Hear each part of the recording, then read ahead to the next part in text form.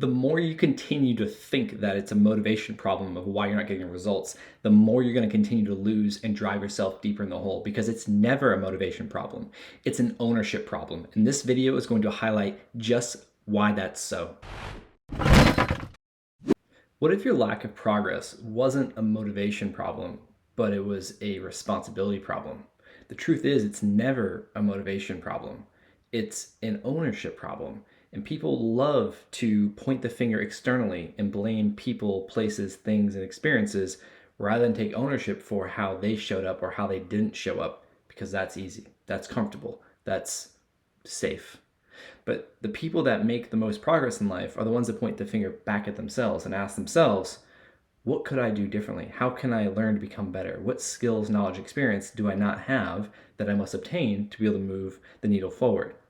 And when we get caught in the trap of thinking it's a motivation problem and seeking motivation more and more, it's already a game that we've lost, because motivation is just a feeling that comes and goes from moment to moment. Hey everyone, thanks for stopping by the channel. If you're new here, my name is Josh Perry. I'm a mindset high performance coach for executives, entrepreneurs, and high level athletes. I left my dream career after almost 2 decades as a professional freestyle BMX athlete to pursue the path I'm on today. Multiple brain tumors over the course of like 12 or 13 years of my professional career and other sport-related injuries finally got me to realize that my purpose in life that started as on self to ride a bike, it evolved to something bigger than riding a bike. It was to help empower people to bridge the gap between their intentions and execution, just like I had learned to do at a young age and then became successful as. Now, on this channel, we talk about all things high performance, mindset, emotional regulation, the nervous system, metabolic health, and optimizing systems and protocols designed to make you win in life in all the areas that are most important to you. And most importantly, we talk a lot about awareness and creating awareness, because the more that you see, the more that you win. And those that win most in life are the ones that can see more than the majority. But when you're aligned with what you're doing, your mission, your purpose, why that's valuable to you, and you're in total alignment with all of these pieces, grit and drive become the byproducts of this alignment, and you don't need to feel motivated. You don't chase motivation. You chase intrinsic worth, intrinsic drive, intrinsic value and fuel sources, because we know, and anyone can think about this, any day you wake up, you may not feel the greatest. You may not feel like doing the thing. I know for me, most days I don't feel like actually working out first thing in the morning. I do it though because it's aligned with my values. The thing that I don't like to do, which is work out, is attached. It's stacked on the things that I value in my life the most, starting with my health, because I know everything else that comes after my health on the list is at subject or at effect to how well I'm doing. So my health is a value that I get to take the benefits from working out and stack it on my health. From there, I get to run my business more effectively, become a better leader, a better coach, content creator, so on and so forth. My business success leads into my family success, starting with my wife. And then I get to move on to the benefits of working out, improve my golf game, another value of mine. So the thing I don't like doing that I resist, I usually don't feel like doing it. But I've trained myself to refocus, to get back in alignment with why I need to do that thing, so that way I can have the values that I truly want to explore. I want to be sustainable. I want to be at a high level of quality. We'll get those things. They'll be nurtured from this thing I don't like doing. Now, there's things in life that we don't want to do that we probably don't need to do. There's also things in life that we get caught up doing and that don't actually move the needle because they're easy.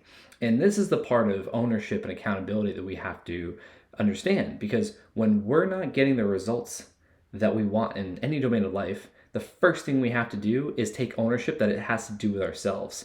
And it's not anyone else's fault. It's just that we have to take ownership and look within. It starts with our psychology. Hey guys, just want to hop in real quick and thank you for watching the video. If you've enjoyed it to this point and if you've gotten value, please give it a like, hit subscribe to get notified for more videos that are coming out. And if anyone in your world would benefit from this video, please share this video or other videos with them so that way they can get the same value out of it. What are the stories that are running through our mind? And what are those stories that are coding or programming the thoughts that are on repeat, this inner dialogue, this inner critic? What are those stories? And are they ours? Did we inherit them? Did we hear them? Did we create a story of an experience and then look to the external world to validate the story as evidence that it's true, which then forms our belief system. And our belief system is nothing more than a filter of incoming information, and information that we take in and information that we say to ourselves. And it all creates a system that creates the third layer of our psychology, that is our value system, our motive, our drive towards something or away from something. When people want to talk about motivation being a problem, we can look at that and say yes or no. And if we're going to say yes, motivation is your problem, we can go that route. And what I would argue is it's to do with your values, because our values create our motive to do something or to not do something. So if you're unclear with your values, which are pretty much the people that say they're not unmotivated, or they're not motivated, they're unmotivated. If only I had more motivation like you, or if only I had more motivation like them. These types of sayings, these phrases, the people that use them are just unsure or unclear of their value system, because when you are clear on your value system, that is going to help you understand what your motive to do something or to avoid something is.